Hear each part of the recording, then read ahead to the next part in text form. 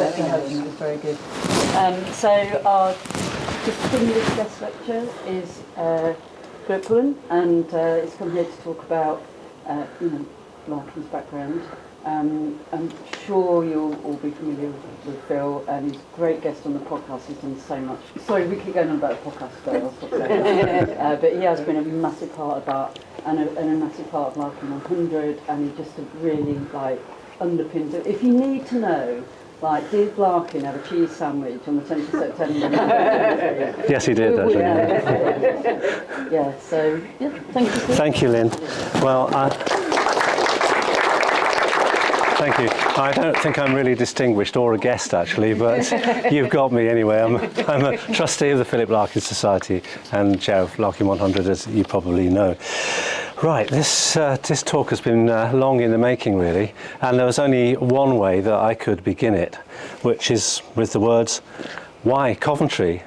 I was born here," which I was. So I've been longing to say that, and actually it's been a sort of tremendously long ambition to come back to Coventry and to be at the school.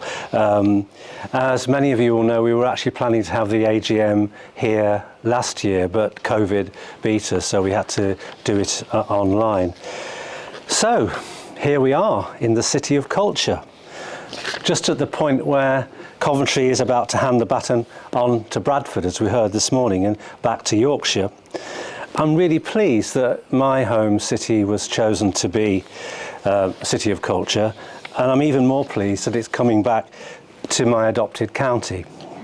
But Coventry's done a good job under the circumstances, I think, this last year, and they have been very difficult circumstances, obviously.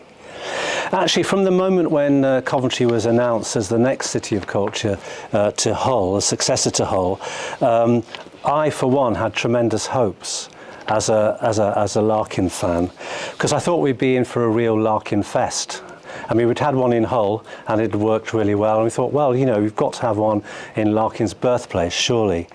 And I was really excited when the announcement, just after the announcement was made, one of the great big ideas initially was that there should be a set of poems about the Coventry Ring Road. It's a feature of the city that terrifies the visitor. It may well have terrified some of you yesterday. And its inhabitants kind of love to hate, really. And it's also the thing which gobbled up Larkin's house in 1971, Penvaughan. So anyway, I thought it would be a great starting point for some Larkin creativity around that poem, because there's quite a few sort of poetic starting points in Larkin that you could use. No road, for example.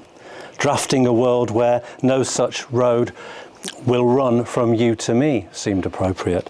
Even the portentous going, all that remains for us will be concrete and tyres. Maybe even there could be a new version of Bridge for the Living. Always, it is by ring roads that we live, which is very true for Coventry. One contemporary Coventry poet, Leanne Bridgewater, hit a pleasingly Larkin-esque note when in 2017 she said that she enjoyed standing underneath the ring road listening to the cars. This, she said, is Coventry's version of listening to the sea. And you can't get further from the sea than in Coventry. But sadly, Larkin has been noticeably, and I would say deliberately, kept absent from all of the City of Culture projects and events. And it's not for want of trying, certainly from the Larkin Society's perspective. We tried to convince the powers that be that this was going to be a missed opportunity. I actually still think it has been a missed opportunity.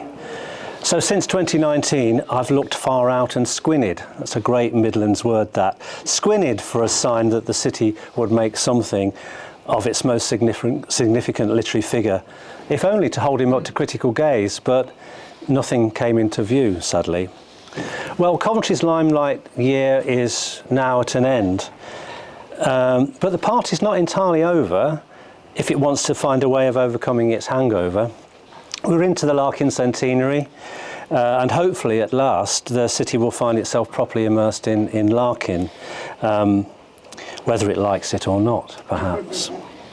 And thereby hangs a tale, really, because at the surface at least, neither party, Larkin nor Coventry, seem to have had many good words to say about each other. But that doesn't mean to say that one didn't influence the other or leave its mark on them.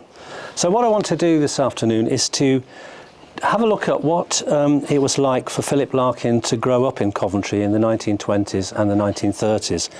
I want to look briefly at the social landscape of the city that he was brought up in and the effects that had, alongside his experience of school and friendships and family life, and the effects they had on him, particularly during the adolescent years.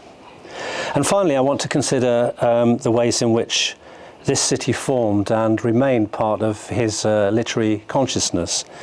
I'm going to be doing this through a number of images, photographs from the archives, just to try and illustrate some of the points that I want to try and make about this.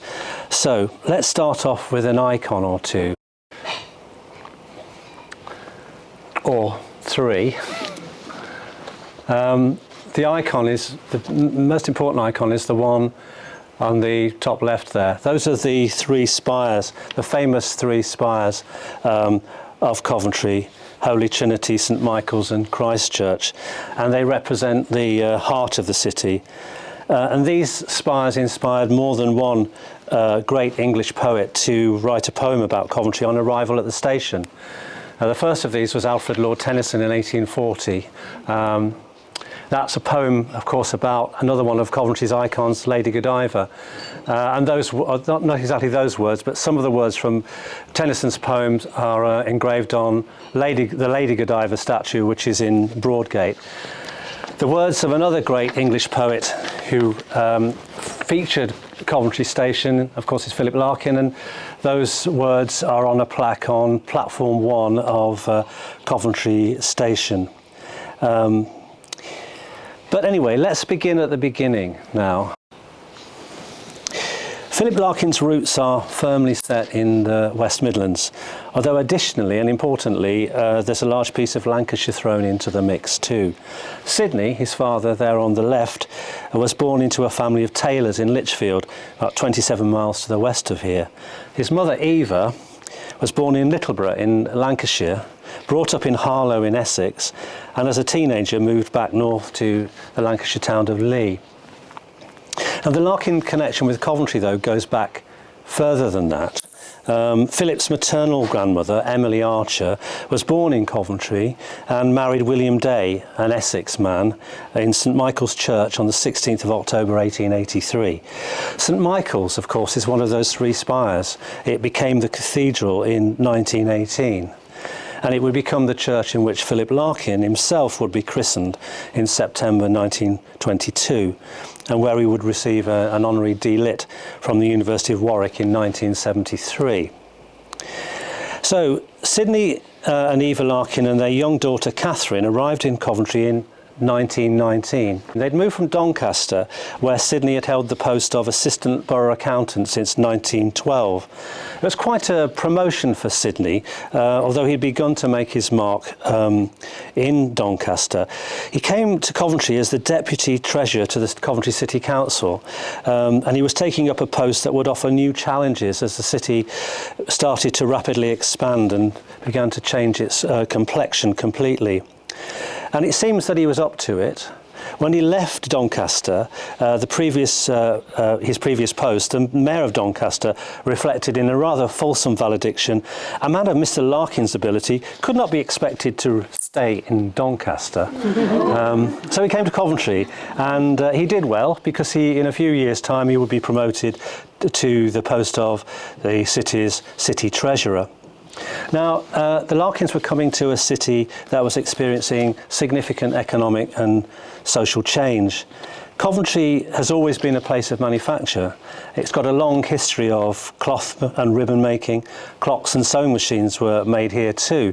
But by the beginning of the century, the most significant growth was in engineering, and in particular of bicycles.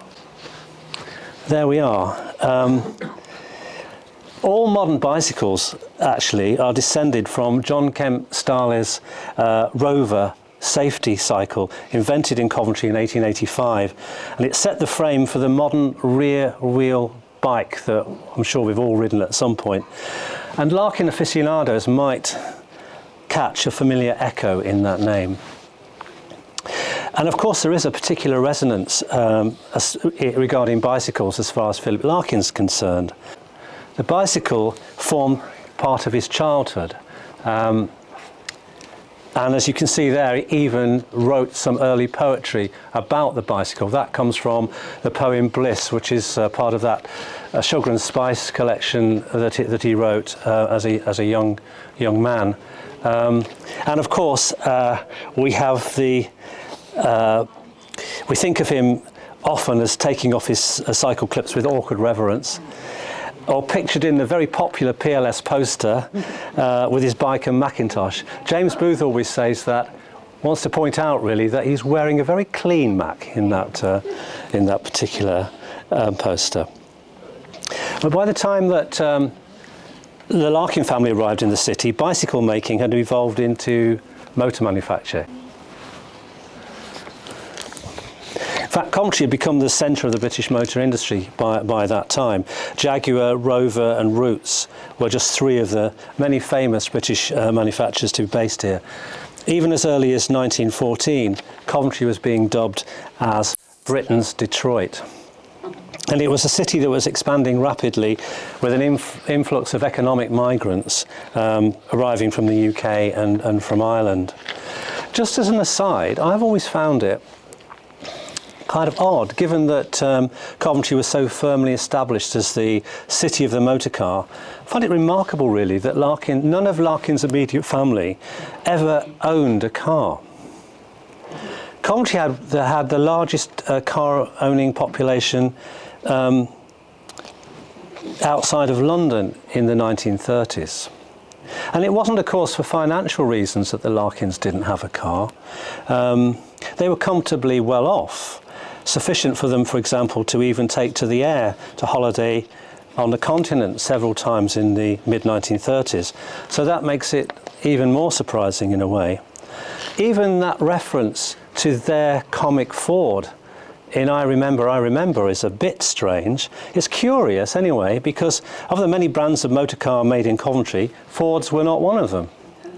I remember how much it was looked down upon if you had a car that wasn't made in Coventry and you worked in the car industry. I worked in the car industry in the 1960s from school.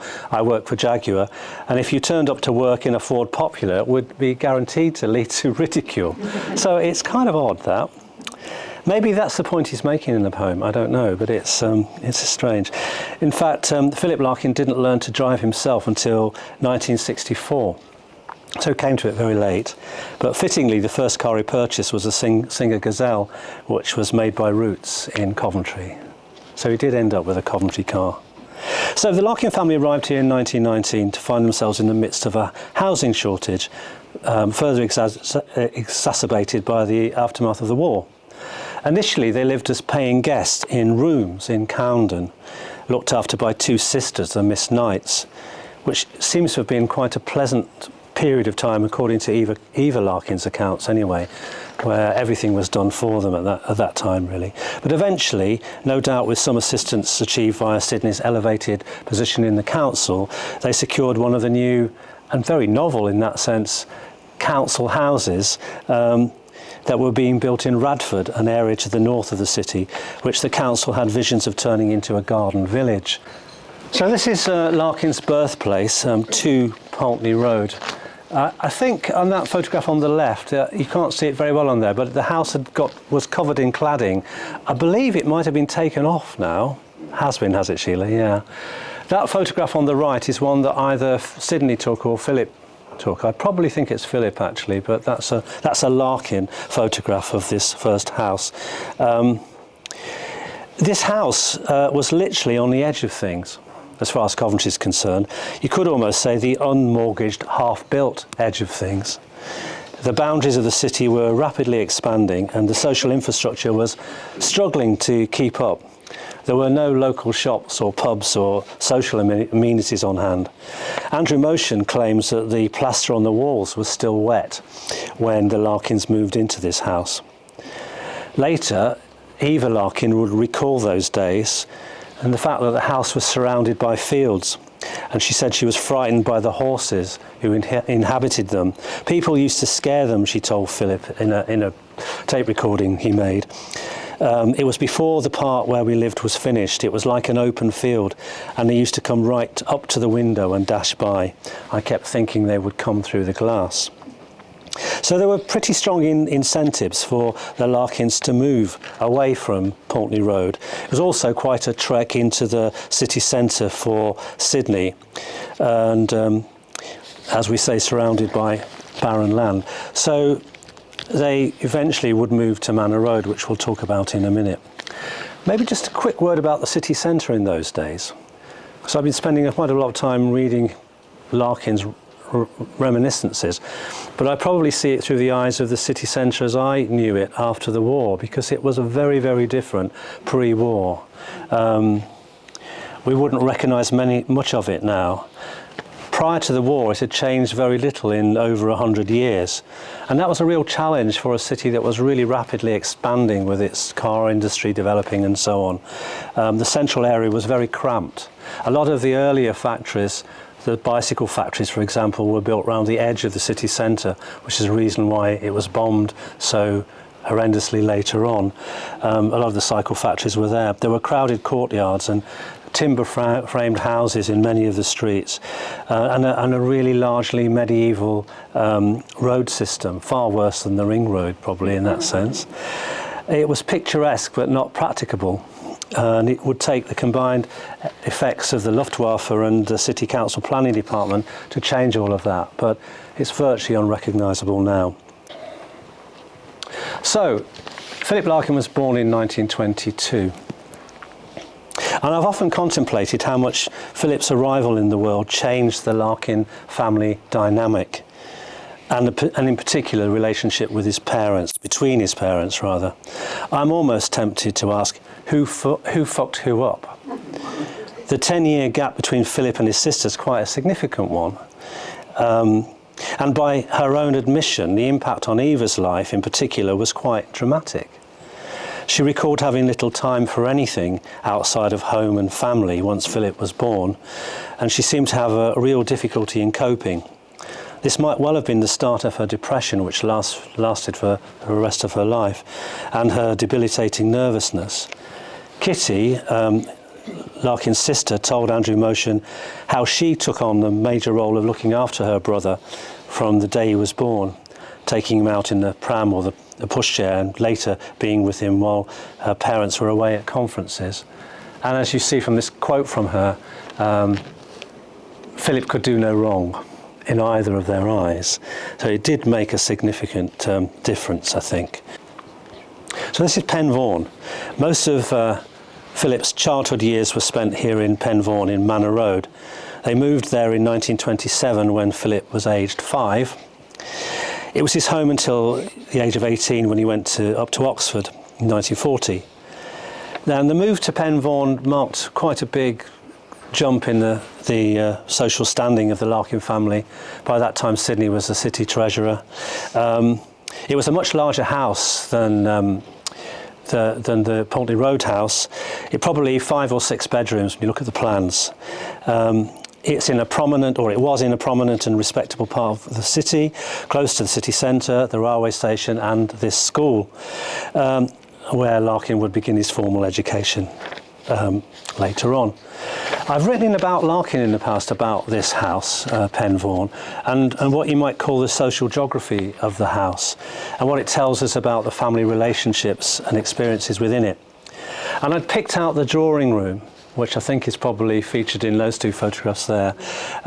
Picked out the drawing room as being Sydney's domain, and setting the tone for the house as a whole and the degree of what you might call seriousness about the whole of it. And I think that those room arrangements reflected something about the degree of control and power that Sydney had over the household. And it's something that's been picked up a lot in the various biographies that have been written about Philip Larkin. Most of the evidence suggests that it was not a vibrant house. Visitors, particularly other children, were struck by its cold, informal atmosphere. And this is a quote from Colin Gunner, one of Larkin's friends, school friends. If you put a speck on the floor, it was like spitting on the altar. So maybe sums up quite a lot of it. Larkin's closest friend, Jim Sutton, described the house as frightening. And Philip himself was acutely aware of the difference in atmosphere between his own house and that of Sutton in Beechwood Avenue. He said of Sutton's house that an airy hospitality informed it. The Sutton family were natural hosts, he said, and it was a degree of informality and a lack of restrictive sense of order in the rooms and their contents that he found such a contrast to his own home and his own family. As Larkin said, they had not to school themselves into accepting that a certain amount of noise and damage was inevitable if their son and his friends were to enjoy themselves. It means that the Hornby layout or the miniature battlefield could be left out at the end of the day. And that's quite interesting because the Larkin house had plenty of room for a Hornby train layout, but it was never left around. Quite interesting, and I think it speaks volumes. At home, Larkin experienced a high degree of insularity. It made him feel uncomfortable, particularly when there were outside guests present in the home. Usually these would be associated with his father.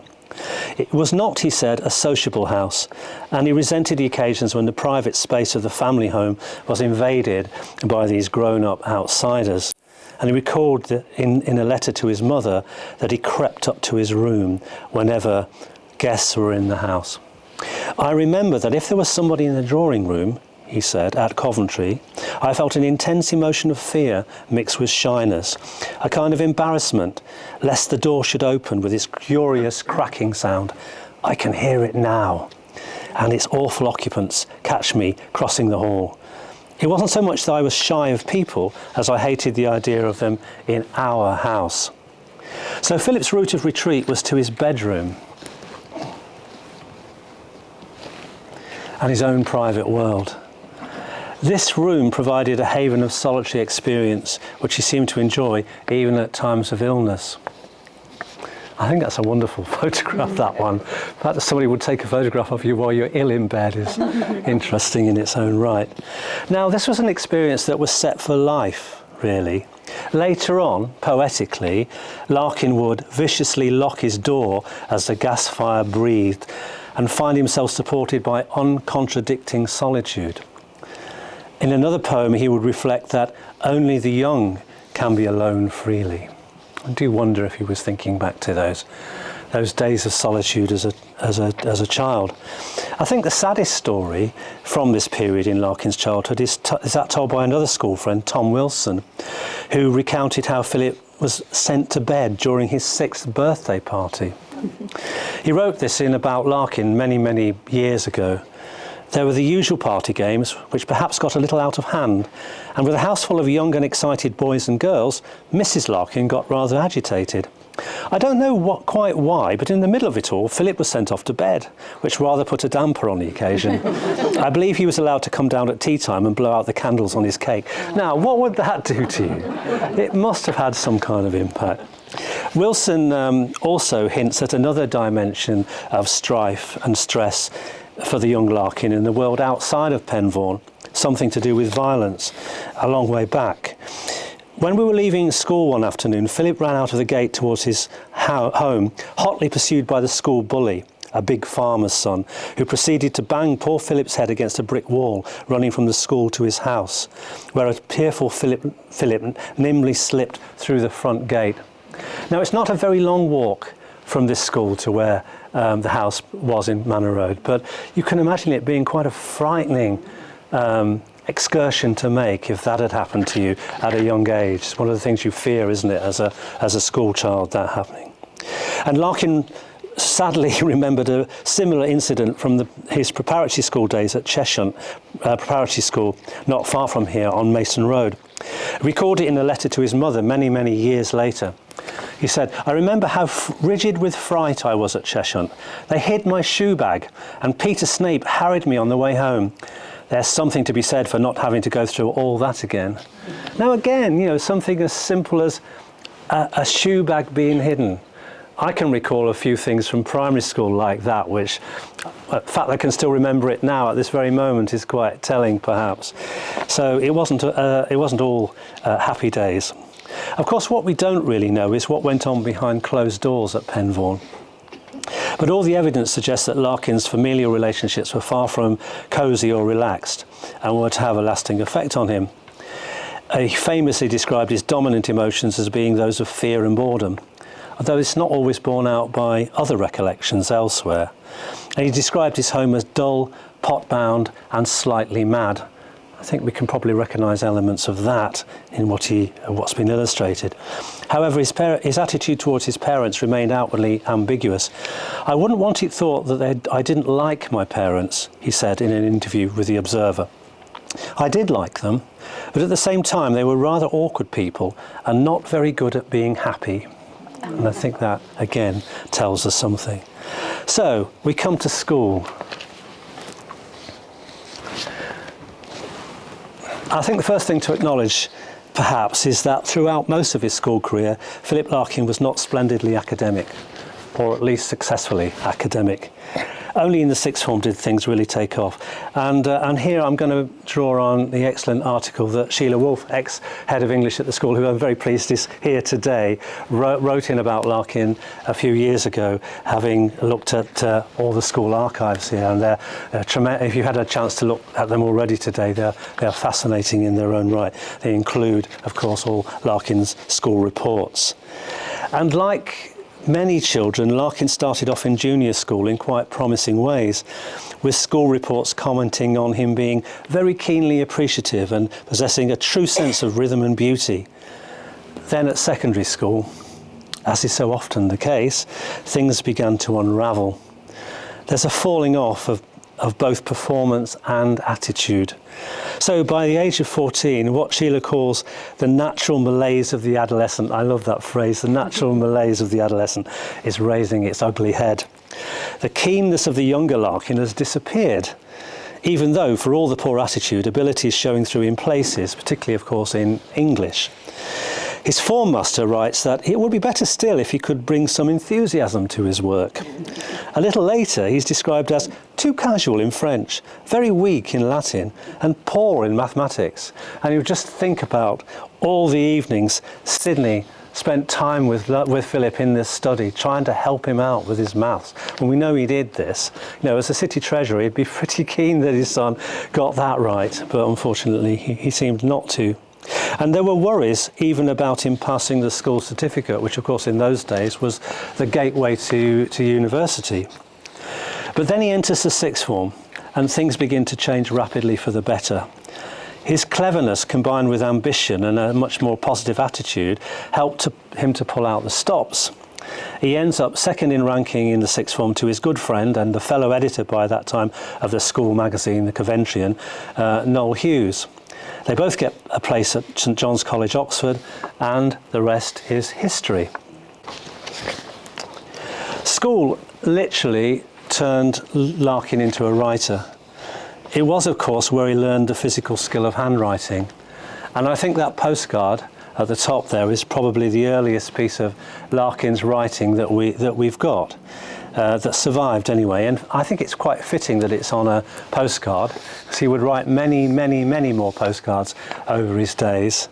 If anyone's ever seen Larkin's writing, it's very impressive, and for me in particular, as someone whose scrawl is worse than the best of physicians, I can only stand by and admire the almost graphic qualities of Larkin's writing. It's beautiful, very easy to read. Of course, he didn't have the enormous disadvantage of being left-handed, but there's another story. But as you can see, he also began to practice his typewriting skills as well, and they would stand him in good stead later on in life. On the left there is, you probably can't read that very well, it's his first ever publication. It's published in the school magazine, the Coventryan, and it's called Getting Up in the Morning. It was published in December 1933 when Larkin was aged 11. He also started a diary, an activity that he's going to maintain for the rest of his life. He kept this typewritten diary between 1933 and 1936. It actually makes for quite fascinating reading. This is an entry for 1936. It's December the 31st, 1936. I'll read it to you. It's embryonic Larkin to the full. It's really the secret diary of Philip Larkin, aged 14 and a quarter. Here's the extract for that year, last day of the year. Have resolved not to wash again this year. Well, the year has been pretty lousy, taking it all round. Mop, Pop and Kay are at ball, so have quiet time by myself. Feel about as fed up as any single person could feel, and hate the thought of school in a week's time. Almost got run over today. Wish I had quite. In a review of 1936, I see but a few bright spots. My prize, Germany, Christmas, and that's all. Kay and Wireless have been a great help throughout the year, and Pop is getting more affectionate, Mop more gloomy. Lucky I have a sense of humour, or life would not be worth living at all. I think that's so funny. I'm afraid stutter is getting worse, due to certain mental strains and worries. However, I must keep on trying. Can hardly keep my eyes open to write. Almost wish it was the last long sleep, but not quite. Goodbye 1936. And what does 1937 hold? Something lousy, I know. Now, several aspects there. We have the essence of Larkin, don't we? The tensions of family life, the debilitating handicap of a stammer, the pessimism of all things ending badly in the end, and of good things not lasting very long.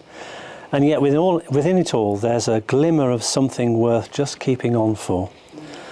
I thought it was really interesting that he picked out his holiday in Germany, which was with both his parents that year, as something that was a bright spot, because he certainly didn't talk about it being a bright spot later on. Neither did he ever talk about Christmas being a bright spot, so, that's really surprising. So there's another essential feature of Larkin already in there, the capacity to contradict. Now, friendships made at school were also clearly important, as we've already started to see. And Larkin had several close male friends, including Tom Wilson, Peter Snape, the prep school bully who would be killed in the war, Noel Hughes, Colin Gunner, and of course Jim Sutton. Jim was by far the most important of these, and the correspondence between them in later years is steeped in references to their mutual Coventry heritage. As James Underwood's fascinating book on early Larkin reveals, the correspondence is also vital to Larkin's literary development. And if you haven't read James's book, I would really highly recommend it, because it just shows how important that correspondence between Jim Sutton and Philip Larkin was in terms of developing that literary consciousness and so on. It's brilliant stuff. Larkin claimed he didn't recall knowing many girls during his Coventry years, and of course he came to what was then an all-boys school. But there were some around, but chiefly they were the female friends of his sister Kitty, and it's likely they did have some influence on him.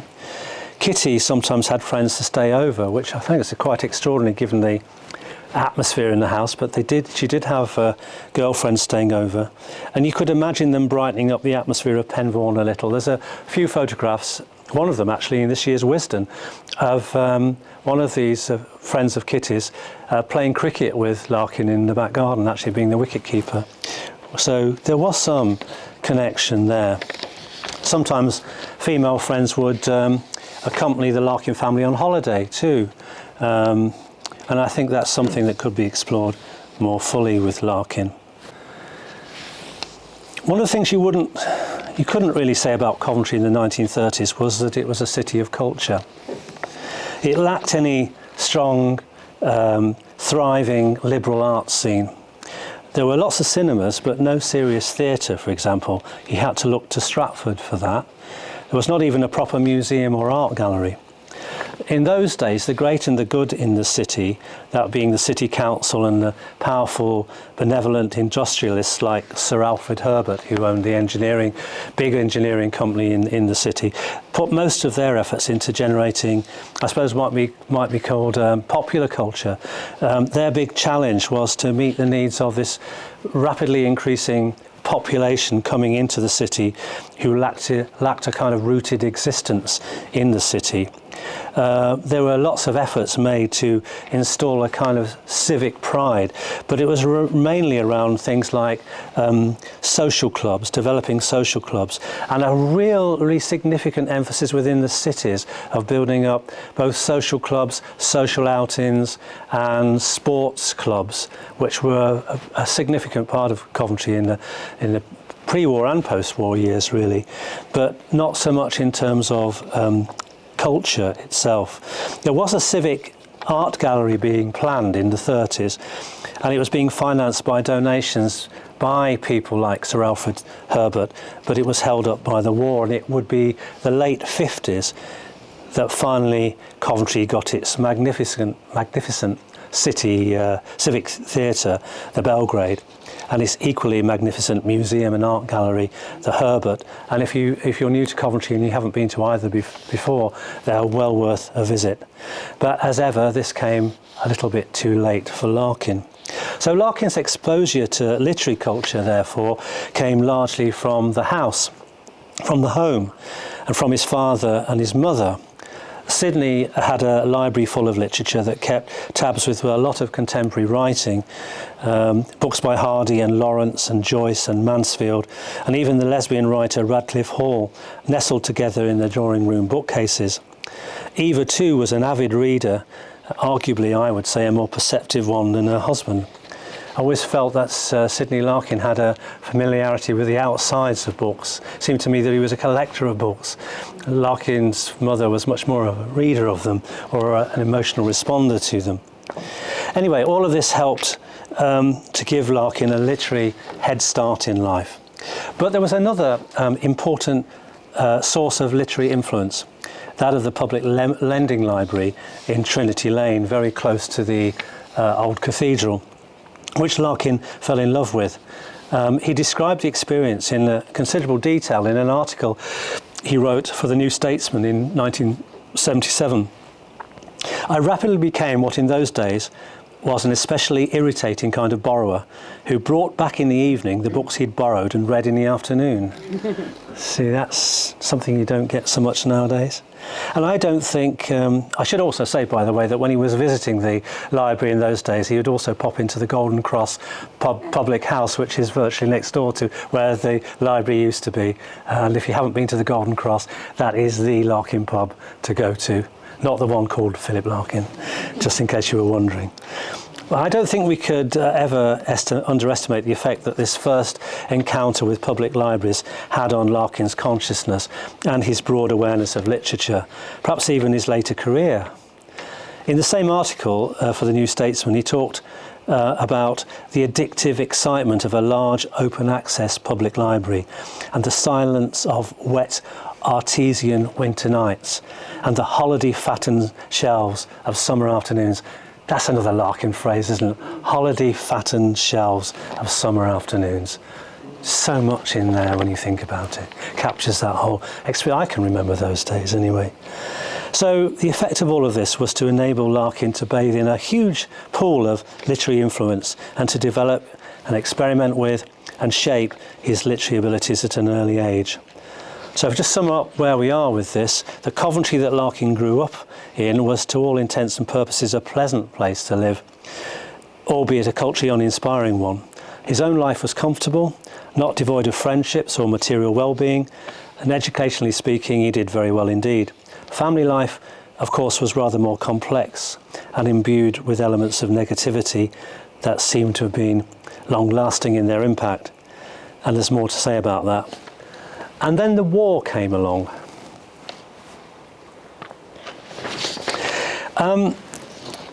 So we're coming into territory now that's been covered recently in the podcast that we've mentioned a few times this afternoon. And I wanted to start off by touching on a couple of what I've called myths and legends, chiefly surrounding Sidney Larkin. Now, Sidney might well be one of the reasons why this city steered away from inviting Larkin to the City of Culture party. After all, his appreciation of pre-war Germany, his reputation as a Nazi sympathiser whose office was said to be regaled with Nazi regalia in the run-up to the war, is not something to be proud of. However, we must be careful too of exaggeration and storytelling, and nowhere is this better illustrated than in terms of the famous, or should I say infamous Hitler figurine. Here it is. And here is the quote from Richard Bradford about it. Biographies are dangerous things, really, particularly when they set hairs running and gather a momentum of their own based on unsubstantiated, or worse still, inaccurate pieces of information which are then taken as fact. Richard Bradford demonstrates this very well, adding imaginative size to an anecdote first relayed second-hand to Andrew Motion by one of Larkin's Hull colleagues. And as you can see, the reality, in terms of size at least, is very different. Probably the image of it's very different from what you might have in mind. This is a toy soldier, albeit it's Hitler, so it's not quite a toy soldier, but it's part of the sort of things that were being made at that time. I think Helen Cooper on the podcast said it very well, really, when she said it's perhaps not size that's important, but what the statue reflected about the world and the period in history through which the Larkins were living. But in any case, any remaining sympathies that Sidney may have had for German politics had to take second stage to his job of preparing Coventry for war and dealing with its impact. Can I have the next slide, please? Oh, sorry, that's just to put it in context. That was when we used it in the exhibition in 2017 at the University in Hull.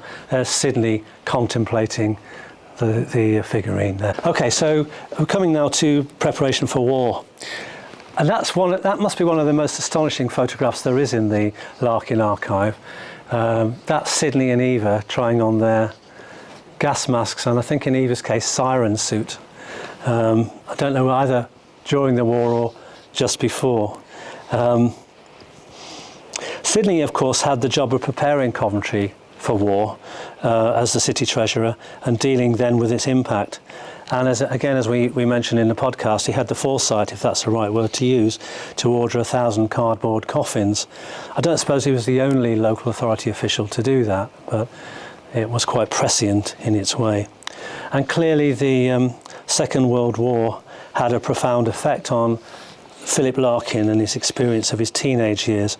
So it affected both his home life and university life in a number of really significant ways. Just to mention, this document on the right here is a report of the damage caused to houses in this area of the city in April 1941, which is the time when the school was damaged, of course. And this is a report that was finding its way onto Sidney Larkin's desk as the city treasurer, and it reports the damage that was done to Pen Vaughan at that time, which I think is, interesting to put aside the Hitler figurine. So Larkin spent the bulk of his war years away from Coventry, firstly at Oxford, and for the last 2 years in Wellington when he started his job there as librarian. And the war profoundly affected him and his relationship to Coventry. He experienced the awful destruction of Coventry in November 1940, initially from far away in Oxford, and then its aftermath in person when he hitchhiked back to Coventry for the day from Oxford to check that his parents were okay. He found they'd abandoned Pen Vaughan, of course, and it had escaped with just a few, I've got down here, minor injuries. I don't think I mean minor injuries, but you know what I mean. Minor something or other. Minor damage, I suppose we could call it. And they were off soon to the relative safety of Warwick. And here's a second myth, actually, that I found quite fascinating. This is from Sidney Larkin's diary. And he's obviously writing about the raid, but when I grew up in Coventry, there was this, what I thought was an urban myth around about there having been a question mark in the sky over Coventry in the afternoon of the raid, and I don't know where it came into my consciousness, only that a feeling was it was an urban myth. But here you find Sidney writing about it in his diary a few days after it happened. So it quite surprised me on a personal level to find that. Of course, Larkin captured the experience of that visit back to Coventry fictionally when he wrote his first published novel, Jill. And as you can see in that quote, he, for at least the main character, John Kemp there, was perceiving it as having had his childhood annulled by that level of destruction in Coventry, that he could then put his childhood aside. And there was an article a few years ago by Adam Piet extrapolating from that really, and claiming that the destruction of Coventry enabled Larkin to obliterate his childhood psychologically too, and his difficult relationship with his father. I don't know whether that really stacks up, because he did remember an awful lot from then and recalled it and worked through it. But it certainly marked a significant shift for the whole city and the people who lived in it and everything that followed from that. But a lot of the experiences that Larkin had as a child and as an adolescent shaped the way that he would be as an adult. And in that sense, you couldn't say that his childhood was entirely unforgotten or forgotten. So I want to turn now to the teenage years. This is a really critical period in Larkin's life, indeed in anyone's life, I suppose. Whatever happens here shapes the rest of our lives profoundly. Of course, some people might find it really difficult to imagine that Larkin ever was a teenager. And there might be some truth in it if we look at the next image. This is an image of Larkin with his father in 1938 in Folkestone. Like father, like son in that, isn't it? And you could say, like so many things, the fully fledged teenager and a sort of stretched out period of time and identity between childhood and adulthood. It was something that really took off after the war, in the post-war affluence, and therefore not something that Larkin could quite engage with. But there are certainly elements of his teenage years which are familiar, I think, even to today's teenagers. I think it contains some general truths about things like uncertain and shifting crises of identity, for example, that young people go through. And I thought it might be interesting to view Larkin's adolescent years through the lens of a Freudian psychoanalyst, only briefly, Erik Erikson, who saw this phase of life as a set of conflicts that you had to steer your way through and that had to be resolved if you were going to come out the other side in a comfortable position. If they weren't resolved, just as Freud said about childhood, if they weren't resolved, these conflicts, then they would come back to bite you later on. I think Larkin, more eloquently than any fully fledged psychiatrist, summed up these kinds of unresolved conflicts, particularly when it came to his parents, when he wrote to Jim Sutton and said, "I contain both my mother and my father, and that is the cause of my inertia, for in me they are incessantly opposed." He then went on to say, "Pray the Lord my mother is superior in me," and probably she was, for good or ill. Now, like all Freudians, Erikson saw social development in the terms of a series of stages, each of which build on the preceding ones and are affected by them. And each stage, Erikson believed people experienced a kind of conflict that serves as a turning point in development. And if people dealt with that successfully, they came from the stage, out of the stage, much more strong psychologically to deal with the next one. Erikson saw adolescence as playing an essential role in developing a sense of personal identity. And teenagers are faced with that task of having to develop a sense of their self.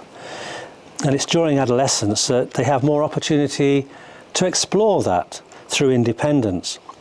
And those who are encouraged to do it and handle it well will come out more in control of themselves than those who don't. Those who are unsure of their position, their beliefs, their desires, will feel insecure and confused about themselves and the future. Now again, you might think, Philip Larkin? Possibly.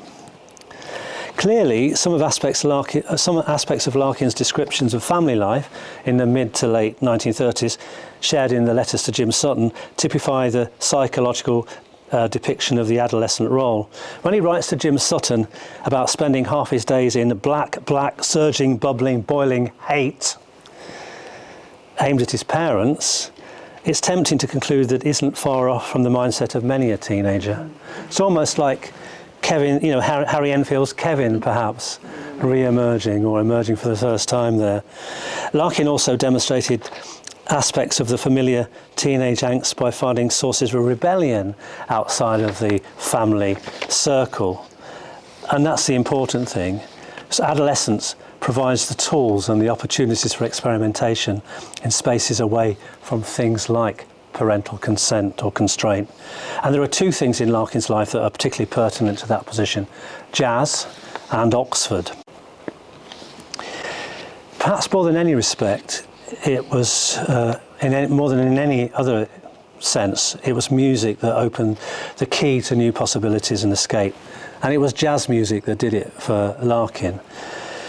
Larkin himself says in the introduction to All What Jazz, for example, between the wars, jazz was that unique private excitement that youth seems to demand. In another age, it might have been drink or drugs, religion or poetry. Whatever it happens to be, parents are suspicious of it, and it has a bad reputation. I think there's almost something reminiscent of the punk era about Larkin and jazz in those days, either that or the early days of rock and roll, something like that. For in those days, listening to jazz was, he says, a fugitive minority interest, a record heard by chance on a foreign station. Yeah, it's something you had to search out for. Moreover, it was something that could be made, grabbed hold of, and used as a means of expression and alternative identity. And as we see in this quote from Larkin, as something we had found for ourselves that wasn't taught at school, what a prerequisite that is of nearly everything worthwhile. And having found it, we made it bear all the enthusiasm usually directed at more established arts. So that was significant to Larkin. And a major source of jazz music came from the dance bands which Larkin listened to on the radio and went to see at Coventry Hippodrome. Some historians have argued that the rise of the dance halls from the 1930s onwards helped to shape the interwar youth into the first teenagers. And there were real concerns in those days about things getting out of hand. This is the days before, Bill Haley and the Comets and people dancing in the aisles at cinemas and so on. Even in the 1930s, young people, especially working class young people, going to dance halls were causing a bit of a moral panic around the place. Not quite for Philip Larkin. Larkin only experienced this via the relatively staid Coventry Hippodrome, and it would appear in the company of his parents mainly. But he was at least on the fringe of this embryonic teenage revolution, and he certainly recognised jazz music itself as a potential element of rebellion and a means of breaking free. I think then that it was in these later years of adolescence that a sense of which Larkin was beginning to find the space and material conditions for an element of rebellion and identity transition would really begin to blossom once he got to Oxford. The seeds have already been sown. He was already becoming a flamboyant dresser, for example. Soon there would be red trousers and bow ties and fashion awareness all of its own. Though I have to say, some of that comes from his father, the bow tie wearing Sidney. Sidney, who spent so much time when he was on family holidays wearing the right clothes. Usually there were things like khaki shorts and bright coloured tops and things like that, but it was there in his father to some degree.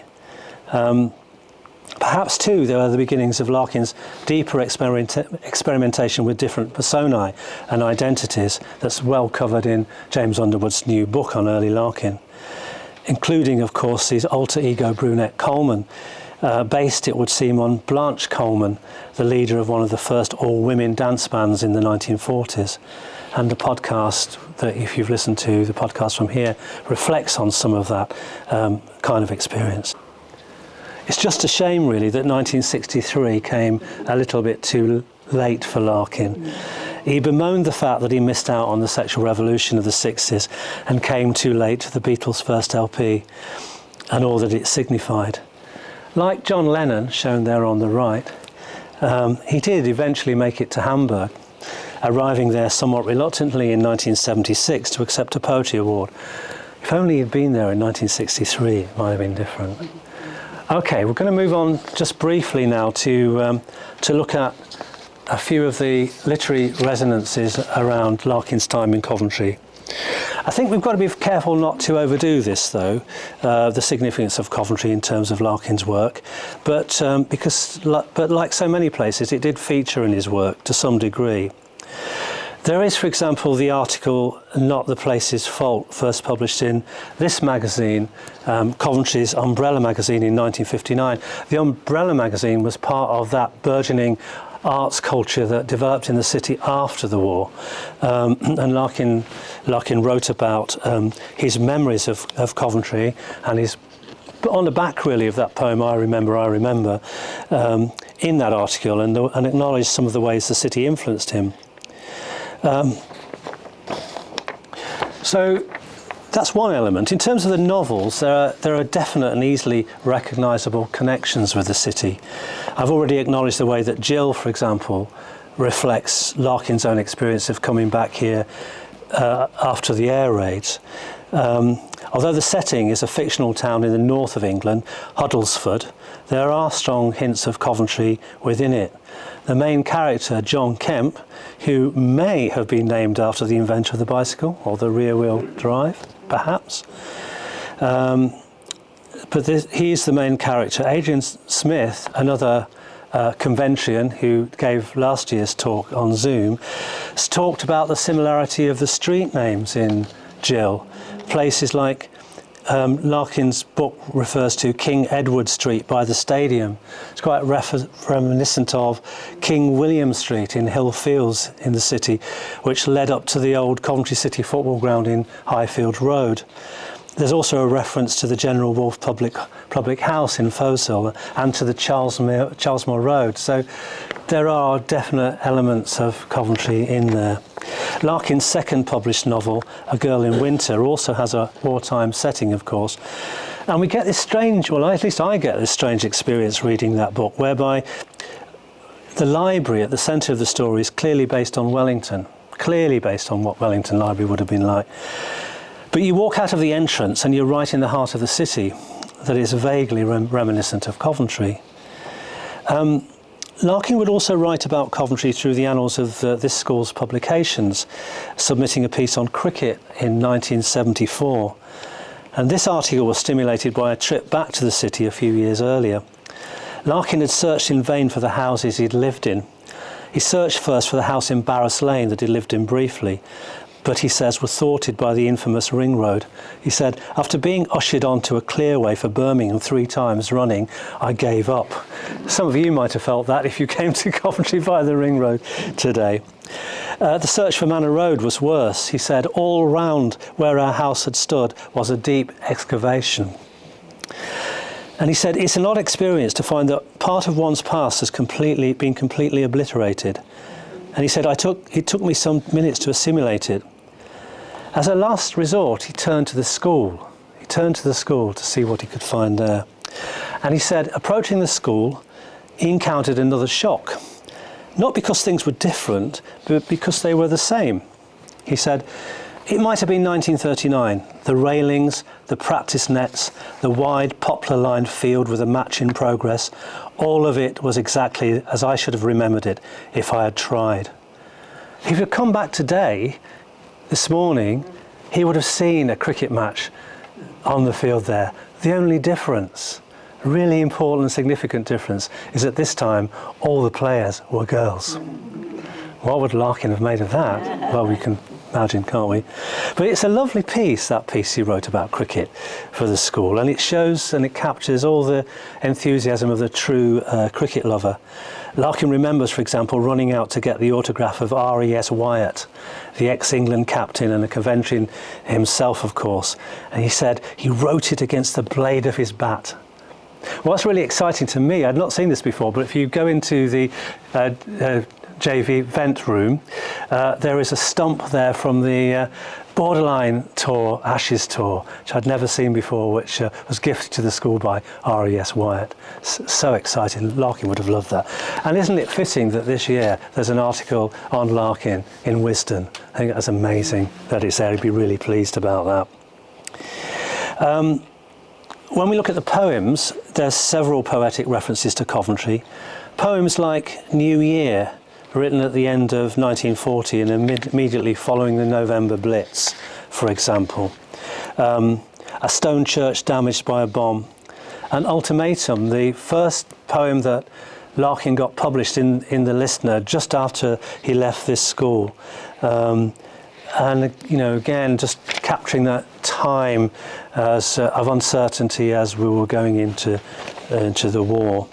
And you could argue that it's there more indirectly in poems that reflect home and family life, such as Home is So Sad, and even Love Songs in Age, which suggests to me that a house like Pen Vaughan may not always have been so silent after all. There was a radio, and it had a piano too. And we know that both Eva and Philip played the piano. And of course there was the famous drum kit that his father bought him. Presumably shot him upstairs to one of the attic rooms to bash away on those, but it was there. And what about Larkin's legacy? Does Coventry, like Hull, have a strong poetry scene? Well, it certainly appears to, and that's really pleasing. Larkin famously turned down the offer of a laureateship, but the city he was born in now has, I think it's 2 actually altogether, isn't it? 2. And one of them, Emily Lauren Jones, became, I think, the first of those poet laureates last year. And I spent yesterday afternoon in Paxton's Arboretum, that if you're from Coventry, maybe you will know. I'd never been there before, even though I was born and brought up here. It's a wonderful, wonderful place. And I was listening to a podcast made by Coventry Historic Society with Emily Lauren Jones reading her poems written about the Arboretum. And they're very moving, incredible stuff, and very Larkin-esque.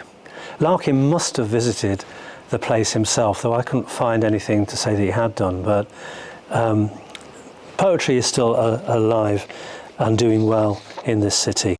And I want to end up though with an ill-remembered thing from Larkin.